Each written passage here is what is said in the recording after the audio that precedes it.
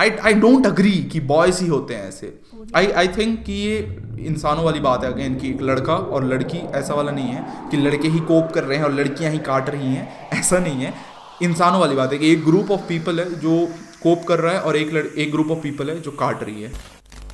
एक ह्यूमंस रहते हैं जो चीट करते हैं और दूसरा सेक्टर रहता है जो धोखे खाता है, और उन लोग कमिटमेंट फोबिक हो जाते हैं पीटीएसडी के कारण, क्योंकि वो लोग धोखे खाए थे। तो मे बी मेन की बात नहीं है इसमें, मे बी ये थोड़ा ज़्यादा ऐसे टारगेटेड ट्वीट था कि मतलब ऐसे एक ऑडियंस को कैपिटलाइज करने के लिए। लेकिन आई डोंट अग्री कि मेन का है, या मे बी एलैबोरेट नहीं किए आगे, या चाहते होंगे एलैबोरेट करना लेकिन करे नहीं है। लेकिन आई गेस मेन वाला बस पार्ट नहीं है, इसमें विमेन वाला भी पार्ट है कि मतलब लड़कियां भी बहुत सारी कमिटमेंट फोबिक है, और उनका भी यही रीज़न है कि ब्रोकन रिलेशनशिप, और मतलब कुछ टूट गया, ख़राब हो गया पीटीएसडी के कारण, मतलब उसके वो टूटी रिलेशनशिप के कारण पीटीएसडी हो गई, और उस पीटीएसडी के कारण फिर आगे नहीं बढ़ पा रहे, प्यार के ऊपर बिलीव नहीं कर पा रहे। लेकिन ये ना, ये जो प्रॉब्लम है कि not teaching boys to cope with, यहाँ बॉयज़ ना हाईलाइटेड है, cope with emotional trauma, too many boys need to heal. I don't agree कि boys ही होते हैं ऐसे। I think कि ये इंसानों वाली बात है अगेन, कि एक लड़का और लड़की ऐसा वाला नहीं है कि लड़के ही कोप कर रहे हैं और लड़कियां ही काट रही हैं, ऐसा नहीं है।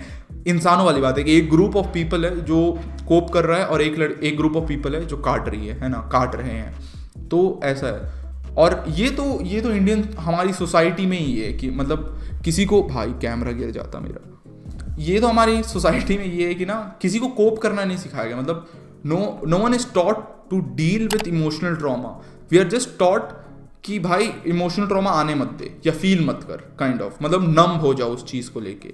मैं ज़्यादातर देखा हूँ लोगों को ऐसे टीच किया जाता है कि ना इमोशनल ट्रॉमा फील मत कर, डोंट बी वीक क्योंकि इमोशनल ट्रॉमा फील मत कर, है ना।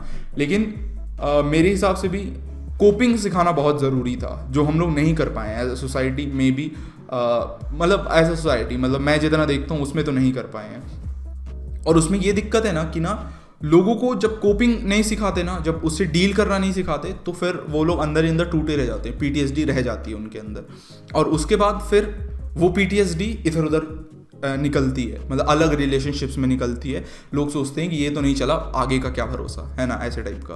तो इसलिए आई एग्री कि मतलब many boys need to heal and stuff like that.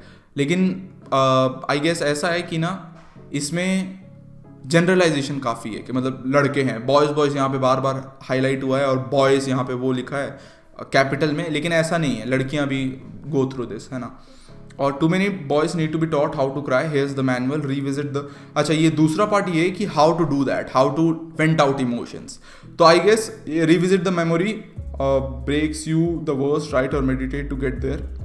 ये ना काफ़ी ज़्यादा, मतलब ये जो है ना कि मेमोरी पे जाओ और उसको मेडिटेट करो, उसके ऊपर ये वो करो, है ना, ये काफ़ी ज़्यादा इंट्रोस्पेक्टिव लगता है। और मैं नहीं समझता मेरे हिसाब से कि ज़्यादातर लोग इस लेवल पे हैं कि इतना ज़्यादा इंट्रोस्पेक्ट कर सकते हैं किसी चीज़ को लेके, मतलब उस चीज़ को लेके कि रिविजिट द मेमोरी, मतलब जाओ और उसके ऊपर मेडिटेट करो जाके, राइट और मेडिटेट टू गेट देयर।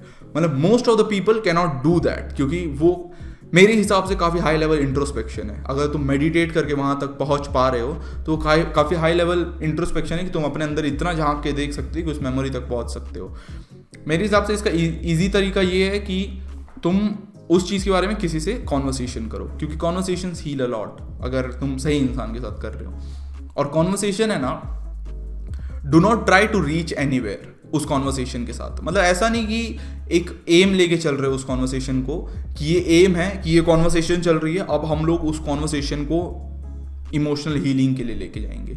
मतलब आई थिंक कि तुमको उसको हीलिंग और ये सब देखने से अच्छा तुमको बस उसको एक कॉन्वर्सेशन की तरह ट्रीट करना चाहिए, क्योंकि जब तुम कॉन्वर्सेट करते रहोगे किसी के साथ भी, एक सही इंसान ढूंढना जो सुन पाए, ठीक है। और जब तुम इस चीज़ को कॉन्वर्सेशन के रूप में लेके आओगे ना, तो क्या रहेगा कि उससे तुम अपनी सही में ट्रू फीलिंग्स निकाल पाओगे। और अगर तुम उसको वेंट आउट करने के या फिर अपनी फीलिंग्स को बाहर ला के रखने के नज़रिए से देखोगे ना, तो I think you will over complicate the stuff. इसलिए आई थिंक कि कॉन्वर्सेशन कर लो, उससे अच्छा जो तुम यहाँ पे लिखा है कि मेडिटेट और ये वो करना, राइट और मेडिटेट, ये सब करने से अच्छा बेटर कि have a conversation with someone if you have that someone, और if you do not have that someone, if you can find that someone that is well and good. अगर if you can not find that someone, तो क्या बोलते हैं, खुद के साथ बातें करो, मतलब मेरे हिसाब से उसका कॉन्वर्सेशन है। अगर तुम ये करने जाओगे ना मेडिटेशन और ये वो, आई डोंट थिंक सो तुम वहाँ पहुँच पाओगे। खासकर मैं इंटरमीडिएट मतलब बिगिनर और इंटरमीडिएट लोगों के लिए बता रहा हूँ। मेरे हिसाब से ये वाला बहुत हाई लेवल वाली चीज़ है कि मतलब इंट्रोस्पेक्ट करके वहाँ तक पहुँच गए। लेकिन वो बिगिनर इंटरमीडिएट्स के लिए बता रहा हूँ कि आई डोंट थिंक सो तुम वहाँ इतने जल्दी पहुँच पाओगे उसके थ्रू।